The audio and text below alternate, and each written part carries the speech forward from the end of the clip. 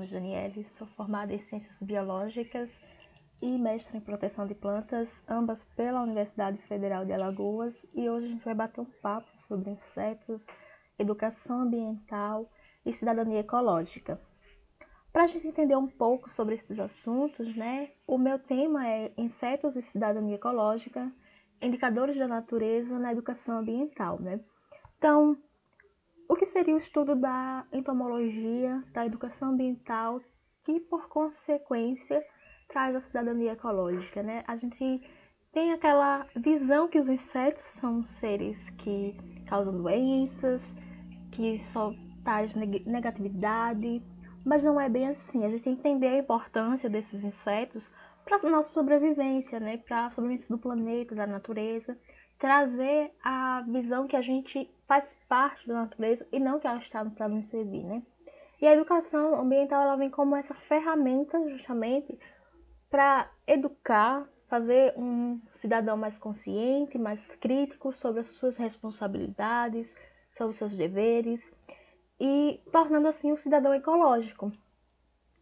Quando a gente parte para os insetos, hoje, quando a gente, pelo catálogo taxonômico do Brasil de fauna, flora e funga, onde ele faz os parâmetros, de quantos animais, plantas, fungos já foram descritos no país, hoje a classe insecta, ela, em quantidade de números, ela é a maior, chegando a 91 mil, isso comparado aos outros grupos, Quando chega somente para animais, os insetos, ele representa 73%, porque a totalidade hoje é de 125 mil animais, sendo 91 mil só de insetos. Então a gente pode ver essa biodiversidade que o Brasil tem, considerando que ele é um país privilegiado pelos climas, pela questão dos biomas, cada um com suas características, suas importâncias. Então é essencial que a gente dê uma certa olhada com mais carinho para os insetos, não somente com repulsa, muitas vezes tem gente que olha com nojo, mas ele é a base de muitas coisas. Quando a gente pega essa escala para mundial, a gente percebe que o Brasil está ali em torno de 8,4%, da parte da classe de insetos, mas a estimativa é que seja 5 vezes maior.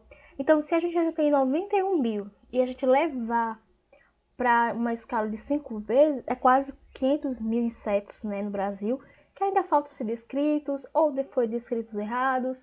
Então, ter esse olhar mais atencioso para esses pequenos animais é extremamente necessário. Então, hoje a classe insecta, ela está dividida em 31 ordens, sendo que o Brasil possui pelo menos um representante de 28 delas. Então, olha a grandiosidade que o nosso país ele tem por si só, Eu trouxe aqui as 5 principais ordens, da classe insecta em questões de número. Ao lado esquerdo, a gente pode perceber o número mundial, tá? E à direita, o que o Brasil tem. Então, por exemplo, os coleópteras, ele tem quase 400 mil de insetos já descritos, e no Brasil quase 36 mil somente de coleópteras, E por assim vai, segundo os dípteras, que é muito visado, principalmente pela parte de doenças, os lepidópteras, as borboletas e mariposas, os himenópteras, que é muito conhecido pelas abelhas, as vespas e as formigas, e os hemípteras com os percevejos, a divisão dos hemípteras, que é muito importante, muitas vezes é deixado de lado. Então, quando a gente parte para o que seriam os insetos, a morfologia básica, que eles são animais que é dividido em 3 partes, cabeça, tórax e abdômen, mas também que possui 3 pares de pernas, 2 pares de asas, 1 par de antenas, a mandíbula, que é um fator importante para essa classe, que é classificada ali na parte taxonômica, como mandibulatas, os olhos compostos, os ocelos, que é uma forma característica dos insetos de diferenciar a fase imatura, fase adulta, a importância de cada pedacinho desse pequeno ser, Então, quando a gente parte para essa morfologia básica, é importante porque às vezes muita gente conhece os insetos como aranhas, como os escorpiões, mas sendo que a gente sabe que não é, né? Que eles são aracnídeos. Então, essa desmistificação, essa identificação de insetos é importante. Mas aonde os insetos estão? Atualmente, a gente estuda em várias áreas, né?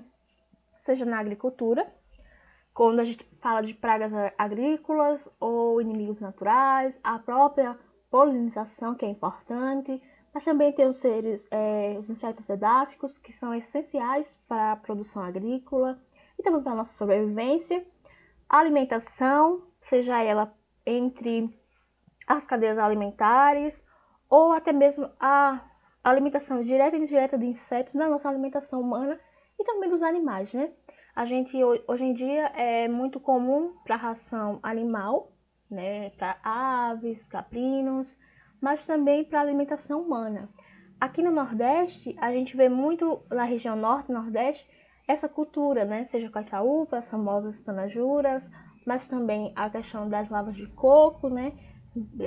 Culturalmente da região Norte, que é muito específico da região em si, né? Traz a história da região, que é a entomofagia, né? O uso de alimentos. A gente vem trabalhando essa parte da comercialização desses produtos, tanto nas feiras livres quanto em mercados. Também a questão dos subprodutos, vamos dizer assim, dos insetos, onde a gente trabalha com a parte de como mel, própolis, a parte até mesmo do carmim, né, que é um corante natural. Temos a parte da saúde, onde a gente vê sobre a questão não só de políticas públicas, né, a gente vê que o inseto, ele é muito característico, ele causa doenças. Não, ele é só o meio de transporte que ele traz o patógeno, né, assim, o micro-organismo. A gente sabe que a maioria são bactérias, vírus, que eles são o meio de transporte até chegar até a gente, né, e que isso tem a ver também com a falta de desequilíbrio ecológico, que a gente acaba desmatando, queimadas, tirando essa própria proteção de barreira que a natureza tem. Né? A parte forense, que é parte de criminal, parte de contaminação de alimentos em armazenamentos. Temos a parte da indústria, não só alimentícia, mas também farmacêutica, de biodiesel, da parte de bebidas alcoólicas, mas também dos cosméticos, né, que estão aí alta, e a educação, né? A educação ela é essencial, né? Os insetos ele traz essa forma simples de ser estudada, né? E como a gente pode perceber, por ser um inseto pequeno, mas está presente de diversas formas, já que ele tem a grande diversidade de características, que está presente em diversos lugares. Às vezes, um inseto ele é específico de uma região, quando a gente sai para outra, a gente percebe a diferença, mas a importância daquele inseto, através também da educação ambiental. Então a gente pode dizer que ele está na vida, né? Na nossa vida. A gente faz parte da vida da natureza e, consequentemente, ele também faz parte da nossa. Então, os insetos e o equilíbrio ecológico, quando a gente fala sobre o que seria o equilíbrio através dos insetos, né? Não só os polinizadores, porque a gente pensa muito nas abelhas, mas temos os coleópteros, temos as formigas, temos os lepidópteros que também fazem esse papel. Então, às vezes a gente acaba matando o inseto, mas não fica pensando, mas para que serve aquele inseto, né? Não serve para nada? Serve, ele está lhe dando alimentos, né?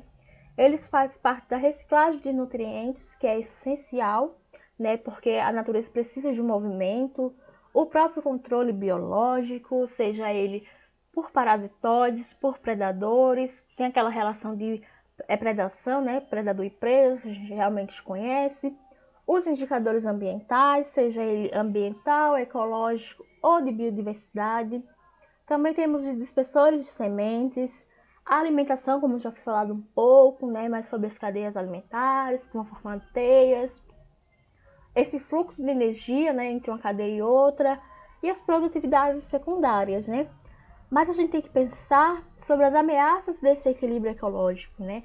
Quando a gente desmata, a partir do momento que você desmata uma região de uma mata, você está fazendo que aquela biodiversidade perca. Por quê? Porque se eu não tenho uma alimentação, não tenho plantas, eu acabo poluindo os rios porque também não tem as plantas ali ribeirinhas, né, que é essenciais para, às vezes, a nascente esteja ali. Então, eu tenho perda de habitats desses insetos, seja eles aquáticos, seja eles de solo, seja eles que precisem daquela alimentação, ou de outros animais.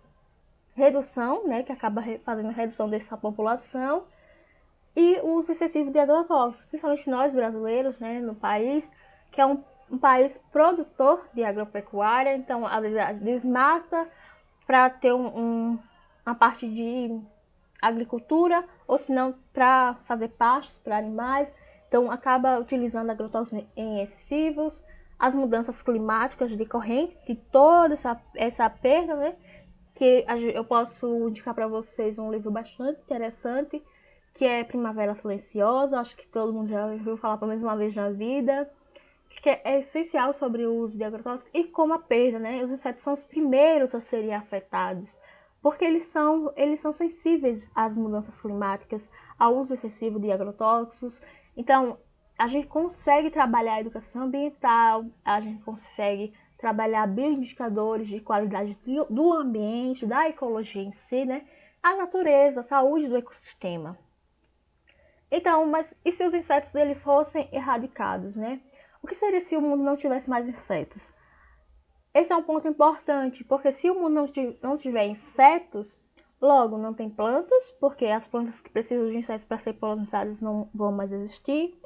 Aí, consequentemente, a gente não vai ter animais que se alimentem dessas plantas ou se alimentem desses insetos, né? Que é tem esses dois grupos. Também vai ter uma extinção em massa de animais.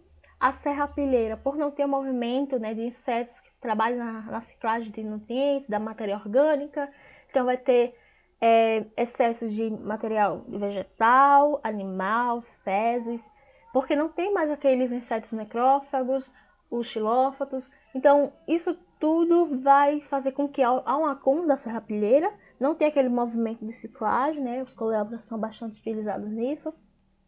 Vamos ter o colapso dos solos. Como assim? Porque se o solo ele precisa dos insetos, por exemplo, para fertilidade, para densidade, para porosidade, a gente sabe que no solo tem os micros e os mesofauna, né, que precisam, tem insetos menores que vivem no solo, que fazem seus ninhos.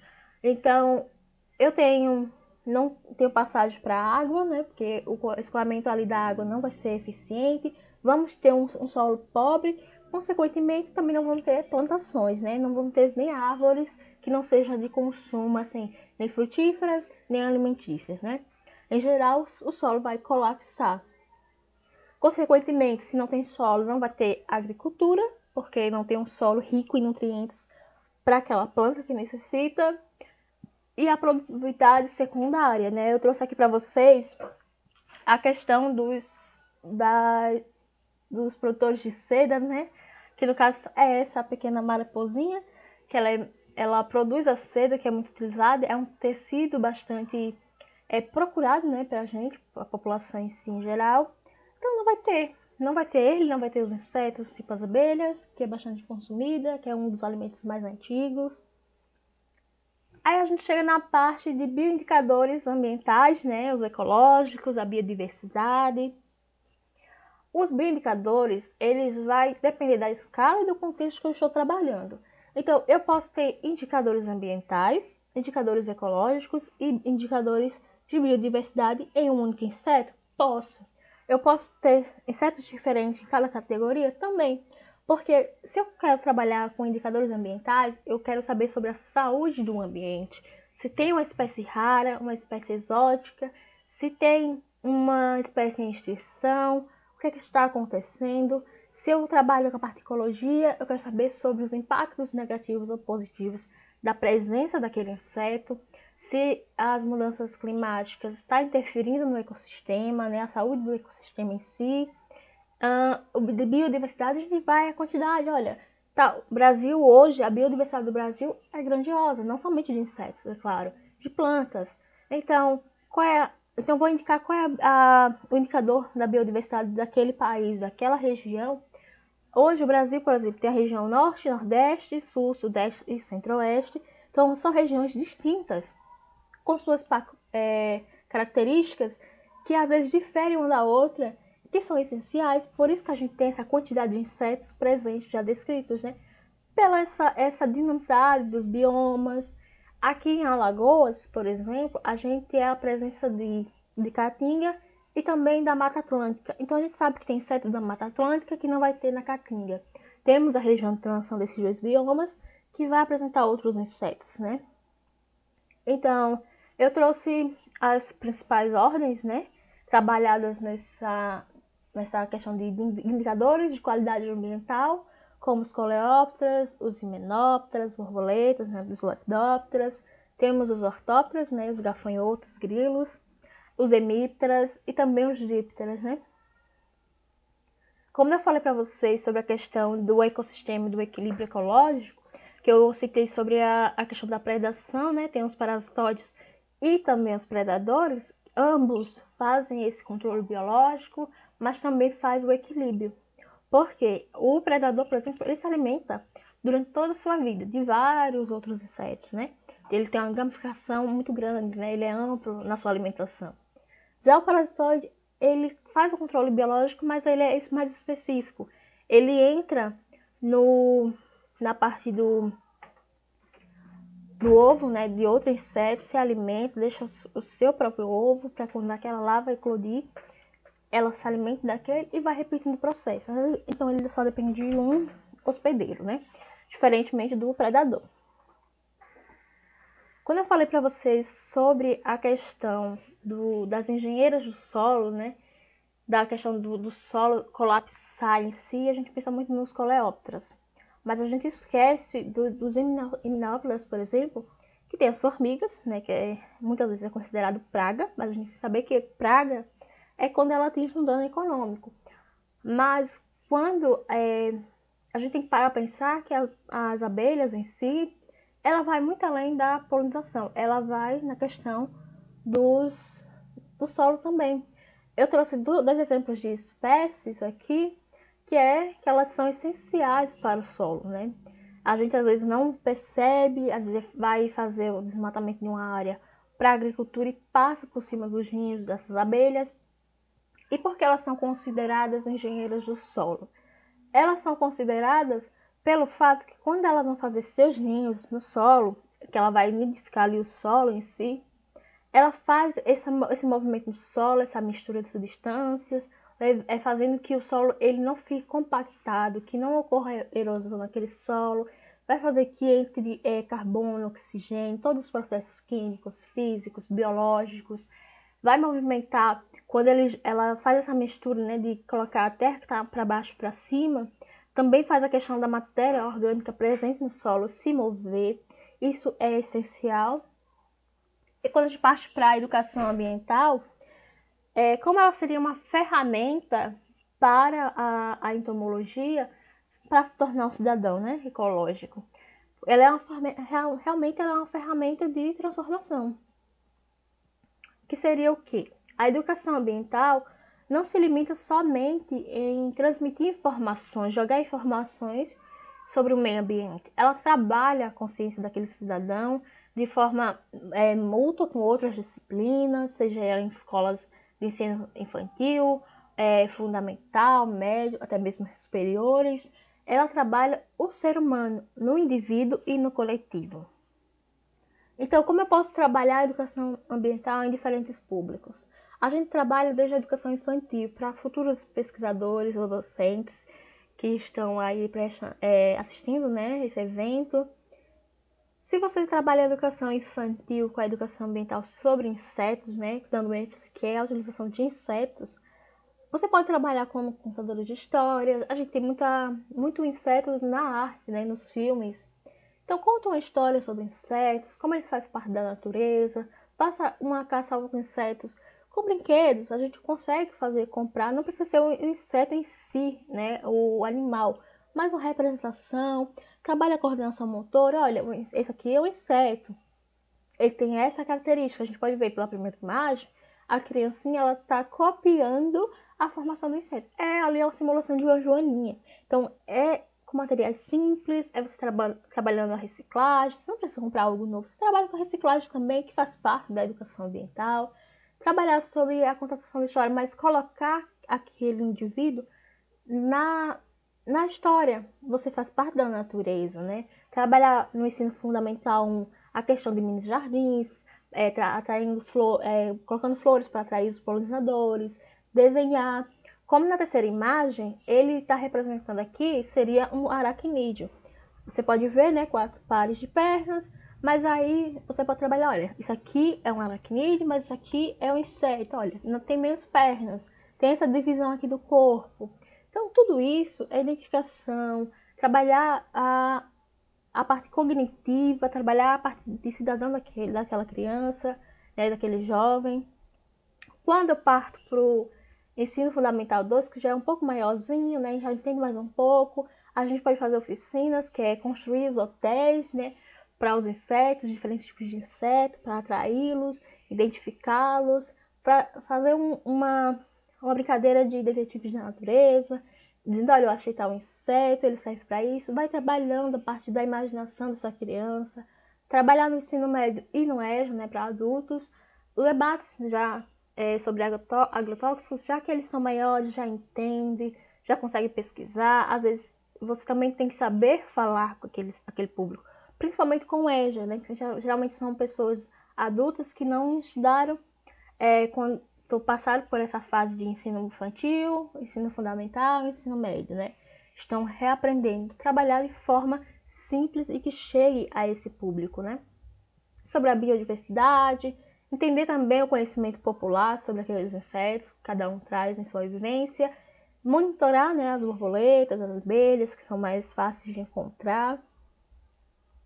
Quando eu parto para o ensino superior, que somos nós, né, que já estamos com um nível de conhecimento um pouco maior, é trabalhar com vocês, futuros pesquisadores, docentes, sobre o projeto de extensão na comunidade. Leve o que vocês estão aprendendo sobre insetos para a sua comunidade, né? Faça um trabalho de reconhecimento com a população, faça um trabalho de jardinagem que atrai, que tenha um benefício, né, de educação ambiental, sobre insetos. Faça esse monitoramento mais científico, que é essencial para a gente conhecer.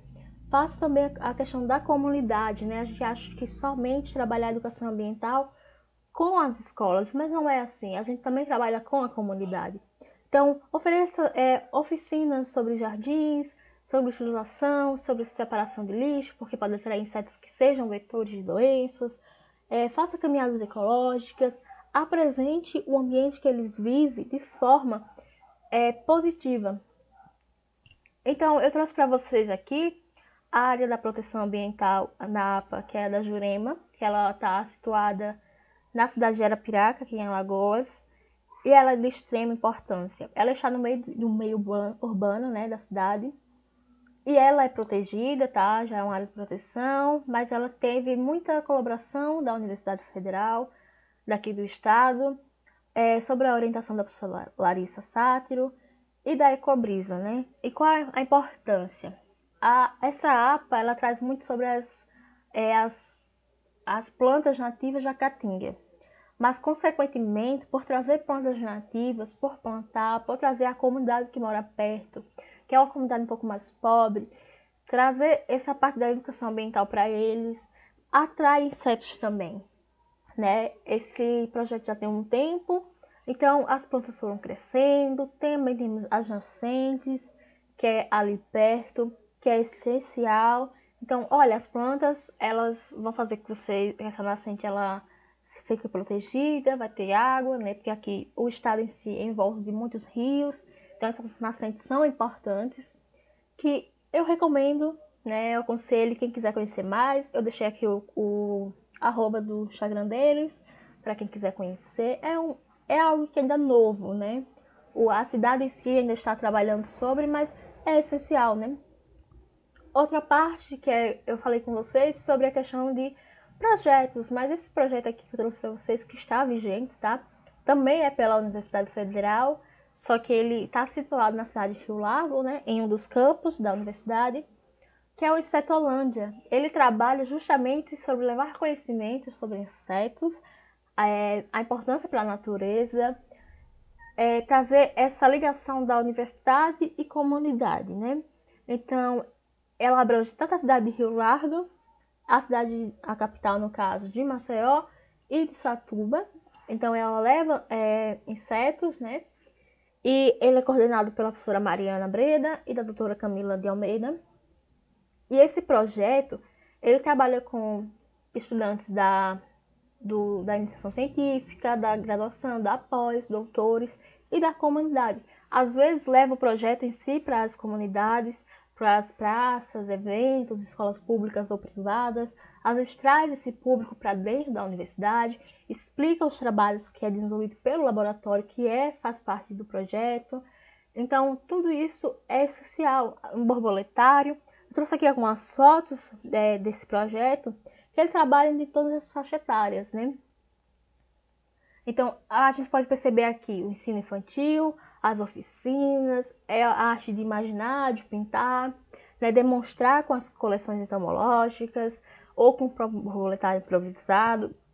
Então, a gente percebe que ele traz essa visão, né, de que os insetos não são ruins, né? A gente tem que tirar essa coisa de achar que inseto é ruim.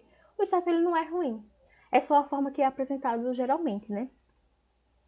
E como eu falei sobre as coleções entomológicas, as universidades elas têm, né, esse aval para fazer essas coleções justamente para ensino, né? A gente sabe que tem as ressalvas, não retirar insetos de áreas preservadas, nem muito menos evitar pegar insetos imaturos, entender o motivo de você estar matando aquele inseto, não é somente por matar. Então, evitar, né, justamente insetos de extinção e levar isso ao público. Às vezes muita gente, nossa, isso aqui é de verdade, às vezes apresenta uma coleção em si e fica, isso é de verdade? Como é que aí tocam, vê que não é aquela coisa negativa.